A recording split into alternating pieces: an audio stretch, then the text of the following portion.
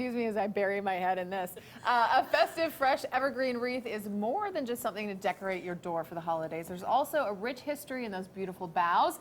Here to show us how we can make one of our own and explain a bit of the symbolism behind evergreen wreaths, we have Kath Smyth of the Calgary Horticultural Society. Hello. Hi. I was seriously just burying my head. It smells so good here. Well, you know, with an artificial Christmas tree, you could buy some of these boughs and keep them in the outside, and then just before you have company, you cut a few pieces off and put it in among the artificial tree. Everyone will think you have a fresh tree. Nice and fragrant. It's beautiful scent, beautiful. Okay, so let's talk first about the symbolism, because I actually know nothing about this. Well, the wreath symbolizes the family circle.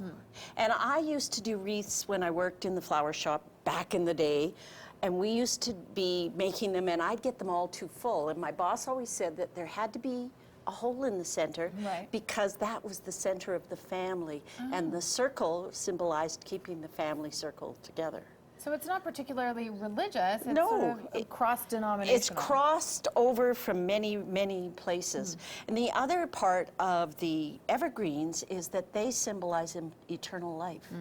They are always green, they stay green through the winter, and they give hope to rebirth in the spring. Oh, that's even more meaningful. It is. That's wonderful. It is. Okay, so you've brought materials, which are evergreen boughs. Yes. So take us through what we Well, should do here. basically, I start with what is considered a traditional wire wreath frame, and I always tell people it looks like a bundt cake.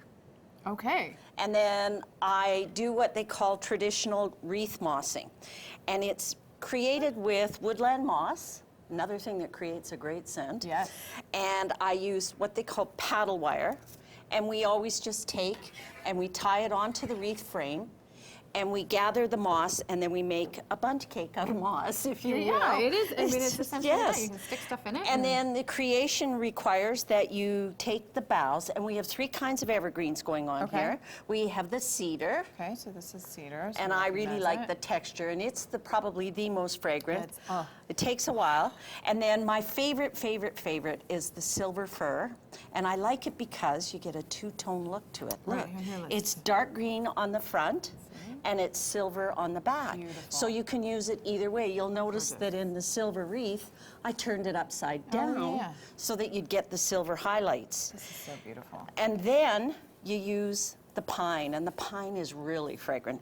And what I do is I create bundles. So I've gone along ahead of time, and I'll cut pieces of the cedar, and then I'll take a layer of the pine, and then just to back it up, I did bring some small pieces. I'll just back it up with some fir, and I'll turn it both ways. And then I have bundles. Do you just go walking through your neighborhood and cut boughs off of people's trees? Well, I am guilty of gathering things like rose hips for the natural elements. And I have friends who give me alerts when people are taking down spruce trees because I really want them. So I'll go around and I'll look for various textures. And one of my favorite things this year, this is an evergreen, believe it or not, and these are called Oregonia tips, and I'll mix those in as well. So then I get these bundles, and then I just start tying them on to the wreath. Kath, now not all of us are this ambitious. What if we need your help?